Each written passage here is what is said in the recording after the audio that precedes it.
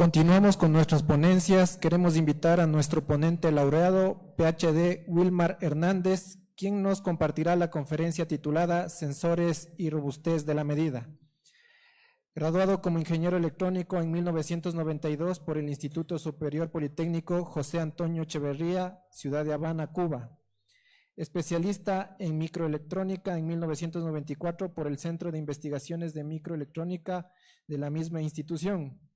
Máster en Teoría y Tratamiento de la Señal y la Información y doctor ingeniero en Electrónica por la Universidad Ramón Llull, Barcelona, España, en 1998 y 1999 respectivamente. Actualmente se desempeña como profesor docente investigador de la carrera de Ingeniería Electrónica y Automatización de la Universidad de las Américas. Ha sido profesor de varias asignaturas relacionadas con la enseñanza de electrónica, la electricidad y el magnetismo, la teoría de la señal y las comunicaciones, sensores y actuadores y estadística aplicada en diferentes universidades. Además, sus temas de investigación están relacionados con sensores, electrónica, procesado de señal y control automático. Se ha ganado varias becas de investigación, tanto predoctorales como postdoctorales, y tiene patentes tanto nacionales como internacionales, las cuales han estado en explotación. Es miembro del Consejo Editorial de las Revistas Científicas y ha recibido premios nacionales de investigación. Le recibimos con un fuerte aplauso.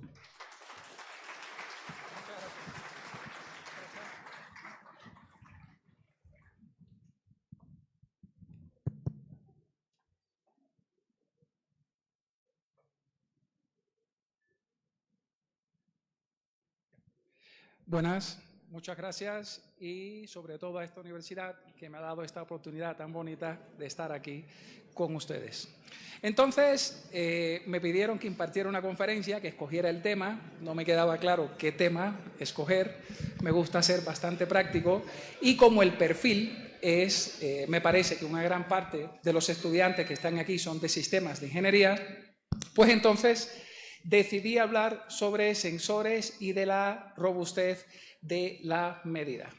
¿Por qué? Porque los sensores hoy en día se encuentran en todas partes. En todas partes. Se habla de la industria 4.0, de la industria 5.0, pero de verdad, desde la revolución industrial con la máquina de vapor, la aplicación que hizo James Watt al regulador de velocidad de la máquina de vapor, surge de ahí la industria, pues la primera de todas, supongo que sería la 1.0. Yo en eso no soy experto, pero por primera vez entonces los sensores de verdad empezaron a tomar un peso en el mundo de la industria. Y antes los sensores, la salida era neumática, era hidráulica, pero hoy en día no nos imaginamos un sensor con una salida que no sea electrónica, ya bien sea en voltaje o en corriente. Transmisión de 4 a 20 miliamperios para largas distancias y en cortas distancias de 0 a 1 voltio o de 0 a 10 voltios. Me llamo Wilmar Hernández, soy doctor ingeniero en electrónica, docente investigador de la Universidad de las Américas y actualmente estoy en la Facultad de Ingeniería y Ciencias Aplicadas impartiendo asignaturas de control automático, sistemas de control clásico, sistemas de control clásico discretos y control avanzado. Bien, pues entonces, habiendo dicho esto, ¿cuáles son para mí los objetivos cuando tratamos el tema de los sensores? Yo recuerdo cuando me gradué que resolvíamos las cosas a golpe de la física, de las leyes de la física, donde diseñábamos literalmente sensores y circuitos integrados de mediana y pequeña escala de integración. Lográbamos medir, pero siempre aparecía un ruido intrínseco en la medida. Y aquello era un problema. Usted está midiendo, pero al mismo tiempo tiene ruidos del sensor, ruidos de la placa y muchas más cosas. Entonces, claro, te das cuenta que hay un problema grave detrás de todo esto, que es la causalidad de los sistemas físicos. Todos los sistemas físicos son causales y parece que la única forma de eliminar de manera perfecta ese ruido o información no deseada es a través de la no causalidad.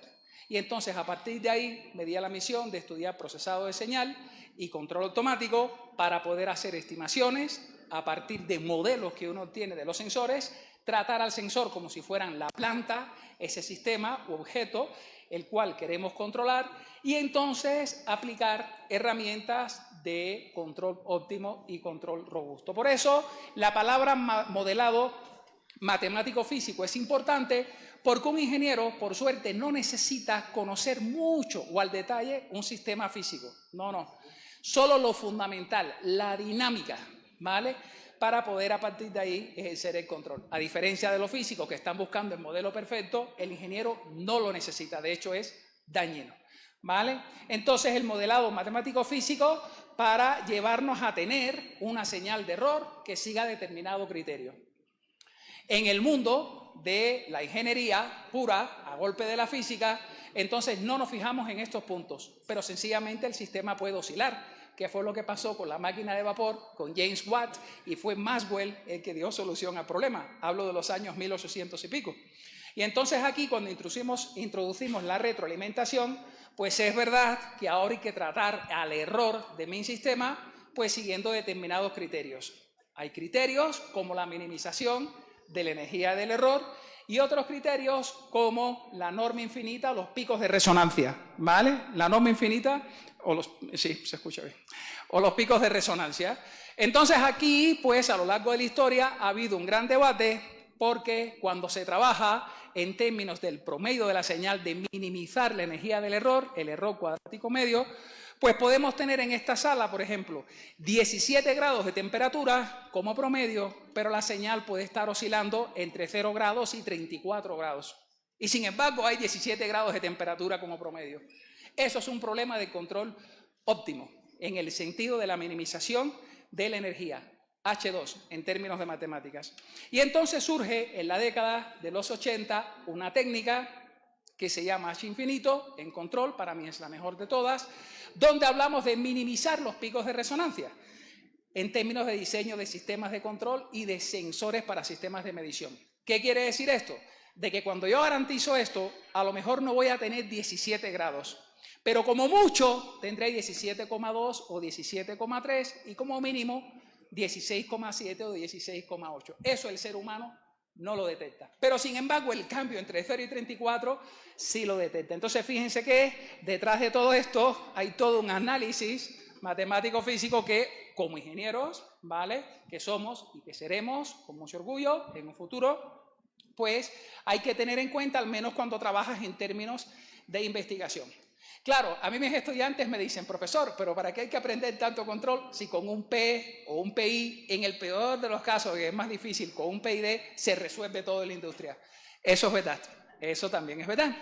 Pero ahí pues ya no podemos hablar de, por ejemplo, minimizar el consumo de energía o disminuir el rebase, ¿vale?, máximo o sobreimpulso máximo, y estas cositas que, por ejemplo, en una curva o en un giro pueden provocar un vuelco, por la sobreexcitación de la señal de entrada. Claro, habiendo dicho esto, aparece como tema importante el análisis de las perturbaciones. ¿Por qué? Porque, como les dije, los modelos para nosotros no son modelos exactos, no queremos modelos exactos, y entonces intentamos obtener algo determinista, que alrededor de la función de transferencia, la relación en el dominio de la frecuencia de la señal de entrada y de salida, nos hable de que esos parámetros pueden ser inciertos. Entonces, en vez de hablar de un número en concreto, hablo de un intervalo. Claro, habiendo dicho esto, entonces aparece el tratamiento de las incertidumbres que tienen que ver con la estructura, con el modelo que uno ha hecho, y las incertidumbres no estructuradas, que son aquellas que dependen de la dinámica no modelada y que siempre está presente. La gente habla de que cuando se diseña el sistema de control, obviamente estamos diseñando la relación entrada-salida, es decir, la función de transferencia. Sí, eso es verdad. Pero la función de transferencia complementaria, que es la función de sensibilidad, es la que realmente nos preocupa porque ésta puede amplificar ruido e información no deseada en alta frecuencia. ¿Vale? Entonces, el control robusto se mueve en estos términos. Dicho esto, pues una vez que tengo el modelo, que tengo identificadas un conjunto de incertidumbres, que no sé cuáles son, pero sí sé cuál es la forma de ellos, y qué tipo, entre comillas, de proceso aleatorio puede estar influyendo en la dinámica no estructurada de mi planta, pues pasamos a desarrollar procedimientos de calibración porque cuando diseñamos los sensores queremos que funcionen aquí, en Estados Unidos, en España, en Japón, en China, y por tanto hay que hablar de trazabilidad de la medida. Bien, entonces motivación.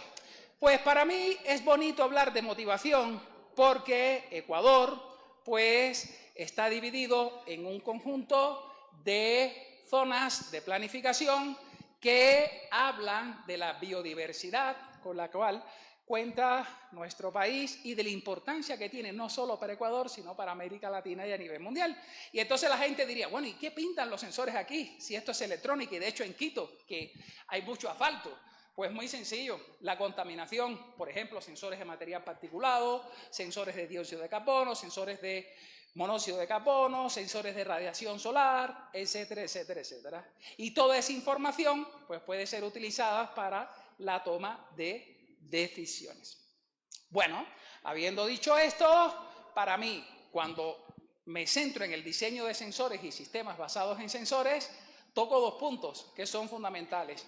Primero, desde el punto de vista de la electrónica física y después desde el punto de vista del tratamiento, el procesado y el control. Son dos enfoques completamente distintos, pero al mismo tiempo son complementarios. Como les dije al principio, el sistema o el diseño completamente físico, pues tiene muchos problemas, y funciona, pero no es óptimo, literalmente, ¿vale? Quizás si voy en un coche, en un carro, pues estoy perdiendo pues, mucho combustible, consume mucho, ¿vale? Para ponerme de 0 a 100 kilómetros por hora. Cuando utilizando la optimización quizás consume menos, o cuando entro en una curva, pues a lo mejor el peralte puede provocar el vuelco, ¿vale? Cuando yo, aplicando técnicas de optimización y control, puedo resolver ese problema. Y por tanto aparece el segundo punto, que ya no tiene que ver con el control, y la conducción del flujo de electrones, que es como se transmite la información realmente a partir de movimiento de cargas, sino que literalmente mezclando esto con herramientas matemáticas de control y optimización. Claro, yo recuerdo cuando me estaba graduando, la verdad que no me gustaba mucho la carrera, después sí me llegó a gustar bastante. Y una de las cosas que me hizo interesarme fue la palabra sensor. Yo no tenía claro qué es un sensor. Pregunto, ¿qué entienden ustedes por un sensor? Quería decir algo, ¿no? ¿Qué entienden ustedes por un sensor? Bueno, vamos a avanzar. Aquí, pues, dicho esto, pregunto, si tenemos claro lo que es un sensor o no, aquí en este esquema, ¿vale? ¿Cuál o cuáles son los sistemas de este sistema, cuáles son los sensores de este sistema de control de nivel de agua en este tanque de aquí? Entonces, fíjense que nosotros estamos acostumbrados a hablar de sensor como ese elemento artificial diseñado por el ser humano, ¿vale? Pero no es verdad, tenemos sensores artificiales y sensores naturales.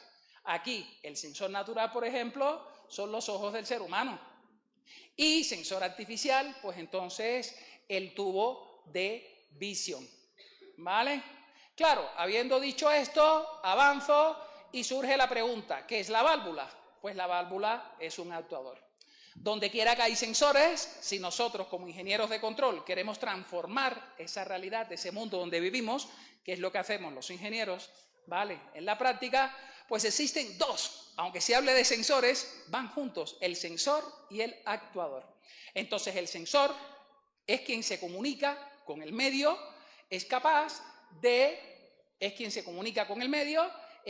entender qué nos está diciendo la naturaleza, y hoy en día, como los sensores por lo general son electrónicos, pues convierte esa información en una señal eléctrica. Esos son los sensores artificiales. Y esa señal eléctrica, entonces la podemos pasar por un sistema de acondicionamiento de señal, después de tratamiento, y si vamos a hacer procesado, pues entonces meterla adentro de nuestra computadora, donde estarán nuestros algoritmos de control, etcétera, etcétera. Y por otra parte, pues están los sensores naturales, como son las fibras nerviosas, el nervio óptico, etcétera, etcétera, que siempre han estado ahí. La piel, de hecho, es un músculo que nos sirve como sensor porque puede, por ejemplo, detectar que hace más frío o hace calor y nosotros respondemos en base a ello. ¿Vale? Entonces, habiendo dicho esto, nosotros nos preguntamos, ¿vale? El sensor como tal, ¿vale? ¿Cómo lo podemos definir? Porque aquí aparecen dos cosas que a veces nos mezclamos cuando en la tienda compramos un sensor. En primer lugar, el sensor es un elemento que no amplifica la señal, no dota de energía o de potencia la información, ¿vale?, que le está recibiendo de medio. En pocas palabras, lo que hace es variar una de sus características, literalmente, por ejemplo, aumenta o disminuye la resistencia o aumenta o disminuye la conducción a través del dispositivo, ¿vale?, en función, por ejemplo, de la temperatura, de la humedad, de la presión, en dependencia de cómo sea el sensor, ¿vale? Entonces, el sensor nos permite observar cantidades de interés, detectar, ¿vale? Pero no amplifica. Ahora vamos a poner un ejemplo. El sensor no amplifica.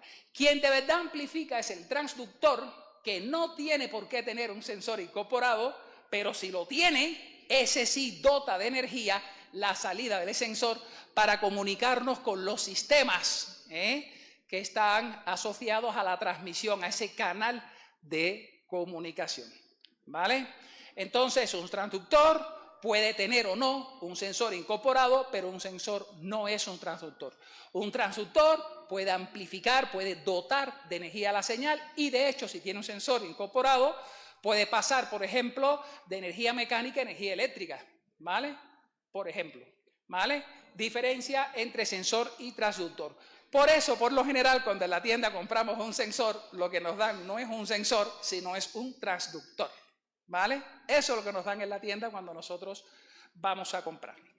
Claro, habiendo dicho esto, los sensores se dividen en sensores activos y sensores pasivos.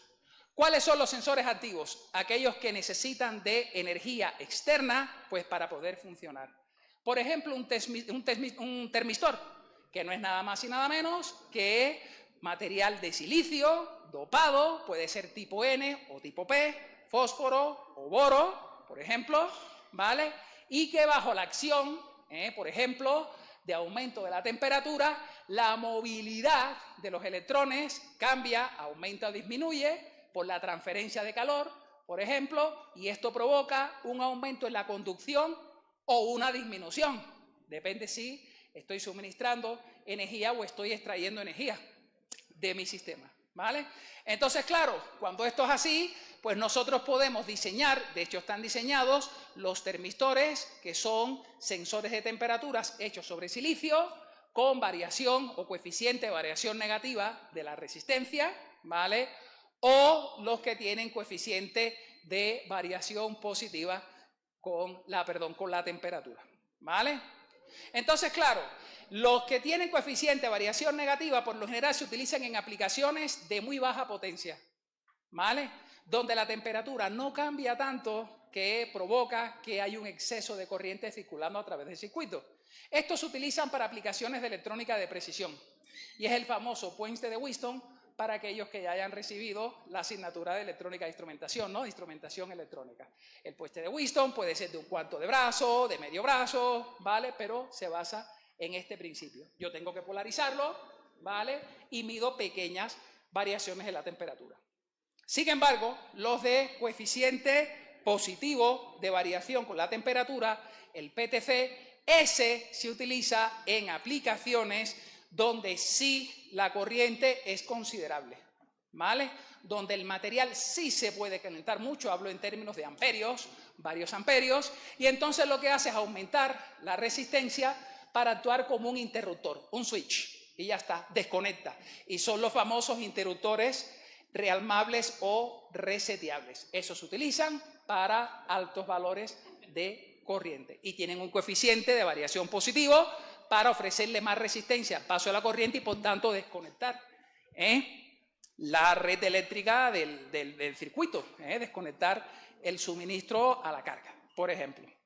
Dicho esto, las características, y esto es algo que cuando no manejamos mucho la electrónica pensamos que las cosas son lineales. Eso no es verdad, ni hablar. Realmente el comportamiento es no lineal, muy fuerte, no lineal, donde para el caso del NTC, observen ustedes que eso es una curva con una exponencial negativa o un logaritmo inverso, ahí no hay linealidad. Por tanto, si queremos ajustar esto, lo podemos hacer por software o por una relación inversa con un amplificador logarítmico. Y ya está. Y después, para el PTC, tenemos un comportamiento cuasi lineal, ¿vale? En algunos dispositivos, y en otros que sí se utilizan literalmente como interruptores, es completamente no lineal, ¿vale?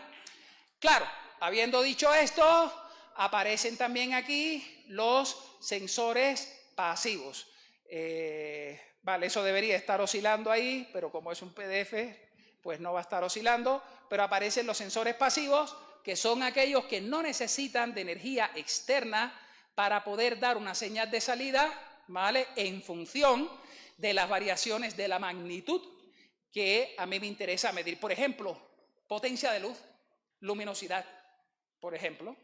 A mí un ejemplo que me gusta mucho de esto son los sensores, los fotodiodos, sobre los cuales he hecho algunos trabajos, y los sensores piezoeléctricos. Por ejemplo, el cristal de cuarzo tiene la propiedad de que bajo determinados cortes que uno le hace al cristal, lo aprieta, lo comprime o lo estira, y eso genera una oscilación, literalmente, que para aquellos que han dado circuitos eléctricos se comporta como un circuito resonante LC, literalmente una onda senoidal, de mayor o menor frecuencia, ¿vale?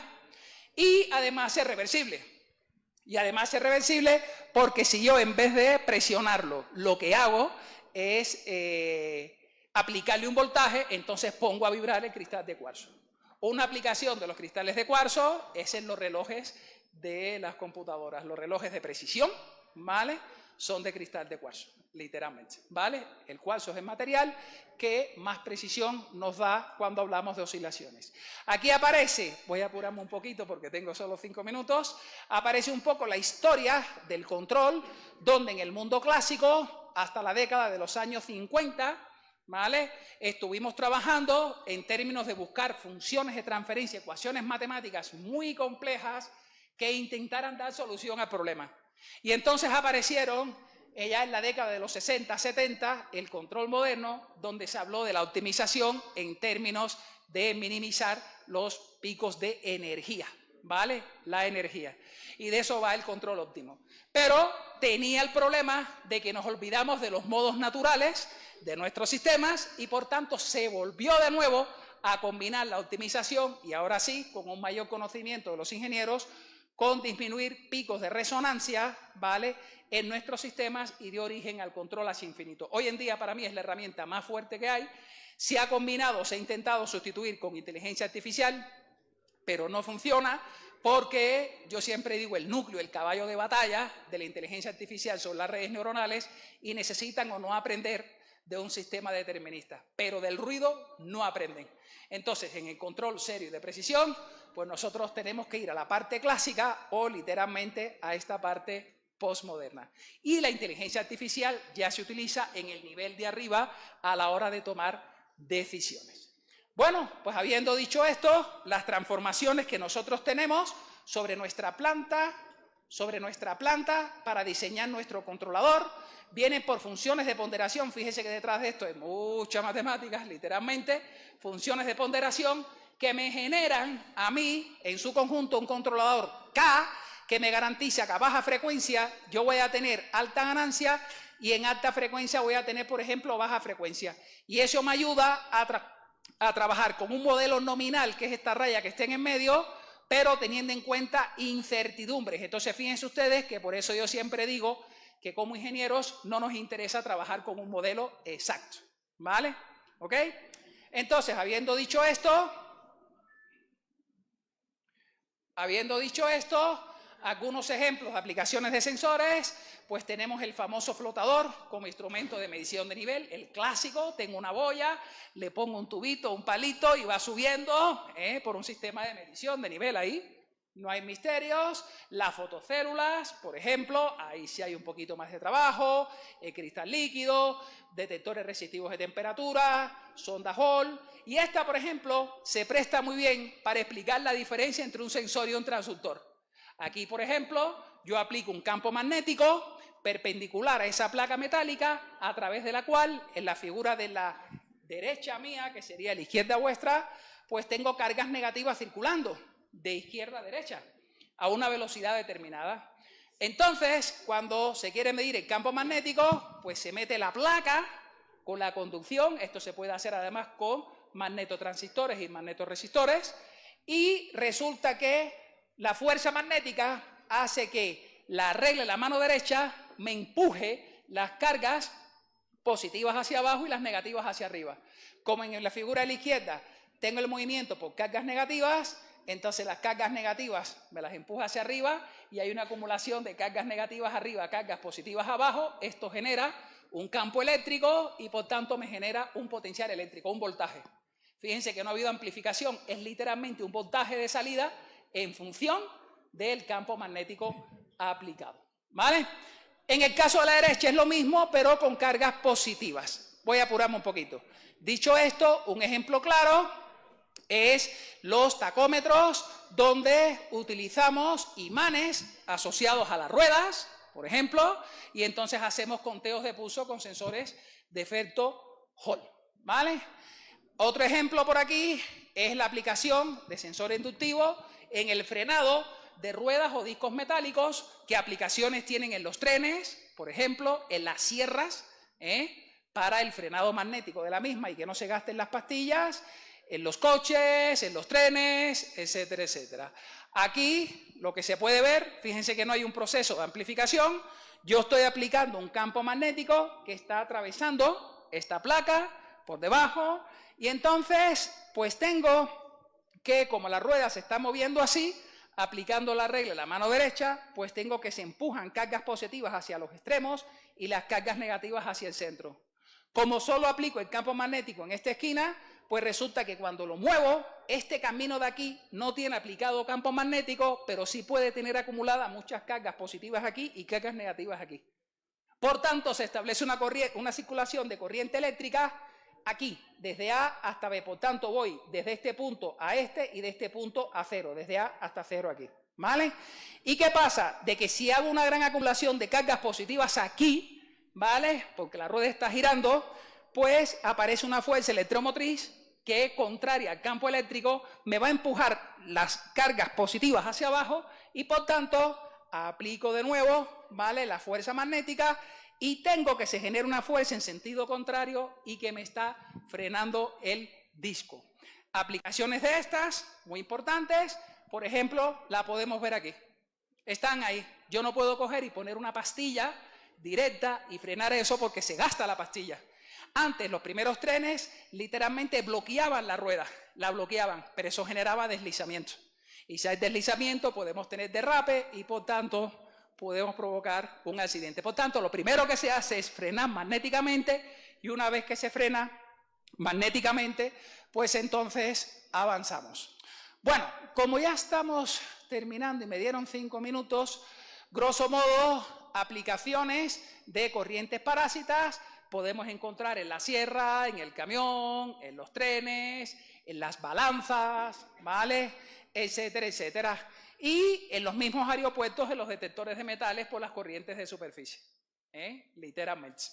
Dicho esto, vengo aquí, por ejemplo, en el conteo de coches, en carreteras, se pone un transformador debajo del suelo y se generan corrientes de superficie con la parte inferior, literalmente, del coche. Y entonces hay un cambio en la permeabilidad del material y, por tanto, puedo detectar 0 o 1, presencia o no de materiales metálicos. Aquí, pues por ejemplo, en los captadores inductivos de las ruedas son muy buenos porque no se afectan con el polvo ni con la luz, literalmente, y son literalmente los que más se utilizan. Y esto aquí, por ejemplo, es un trabajo que hace algún tiempo hice sobre el procesado de esa información, donde se ve claramente que la curva no es una onda senoidal pura, sino que es cuasi senoidal, debido a estos gaps que nosotros tenemos aquí entre diente y diente.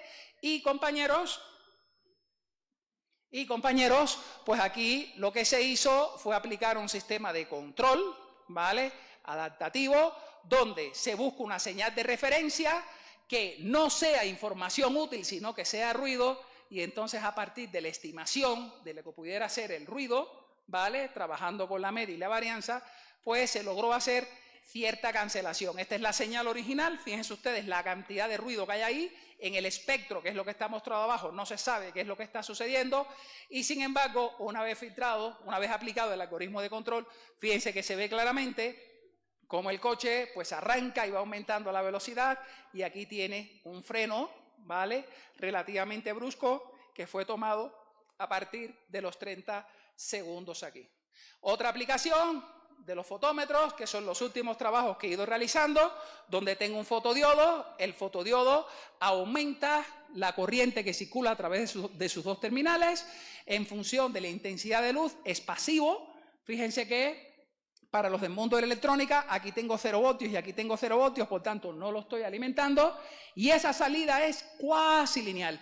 De hecho, Texas Instruments, National Semiconductors y Barr Brown tienen patentes sobre esto. Entonces, ¿qué hice yo? Con un grupo de amigos míos, hicimos una transformación aplicando control automático y literalmente mejoramos las prestaciones del sistema haciendo una distribución mejor de energía. Claro, las ecuaciones son feas, no son bonitas, esto es literal, ¿vale? Pero fíjense ustedes que se logra hacer un sistema empotrado, ¿vale? Bueno, dicho esto, de cara a las rechazo, incertidumbres, la sensibilidad, pues aquí con uno diferente, pero que también lo trabajamos en su momento.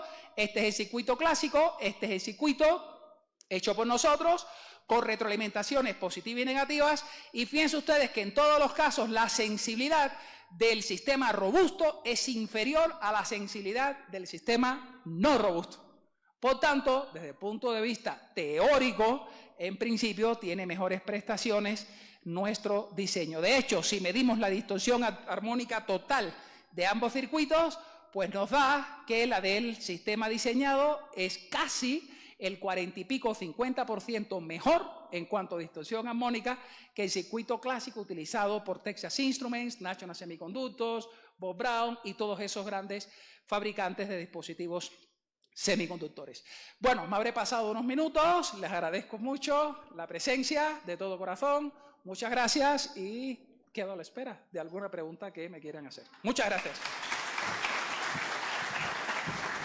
Agradecemos mucho al doctor Hernández. En este momento damos paso a la ronda de preguntas. No sé si existe alguna pregunta en el auditorio. Vamos a realizar la pregunta que nos envían a través del chat. Dice, ¿por qué es importante la calibración periódica de los sensores y qué métodos se utilizan para asegurar que las mediciones se mantengan confiables y reproducibles? Bien, muy buena pregunta. La calibración está relacionada con la cadena de medida. Entonces es muy importante porque nosotros, si hacemos un producto, por ejemplo, vamos a la tienda y compramos 1 litro de leche, no nos preguntamos si de verdad estamos comprando 1 litro, pero literalmente alguien ya ajustó la máquina y después hizo un proceso de calibración, hablando de la incertidumbre de la medida en cuanto a distancia y si eso está dentro de 1 litro. Entonces 1 litro aquí es 1 litro en Argentina, es 1 litro en Brasil, es 1 litro en Japón, donde quiera. Por eso es importante la calibración. Entonces tener patrones, ¿vale? Patrones de calibración que estén certificados internacionalmente por el Buró Internacional de Pesas y Medidas. Por eso es importante, es fundamental la calibración. Literalmente es importante. Habla de la calidad del producto. ¿Y cuál fue la otra pregunta, amigo? Y el tema de los que los valores sean reproducibles. Ahí hablamos de la repetibilidad y, por supuesto, de la precisión de la medida, no de exactitud, de la precisión de la medida. Y entonces ahí sí entra en juego todo el diseño robusto del cual les he hablado. Entonces es importante que sea así porque yo quiero tener mediciones precisas. Quiero repetir el experimento bajo las mismas condiciones 1000 veces y siempre tener el mismo valor. O sea, puede ser muy exacto, pero poco preciso. Puede ser muy preciso, pero poco exacto. Entonces lo que se busca es que de verdad sea lo más exacto posible y lo más preciso, y eso habla de la repetibilidad de la medida. Listo, doctor, agradecemos su excelente ponencia. Vamos a hacer entrega del certificado por parte de la doctora Erika Escobar, vicerrectora de la Universidad Israel.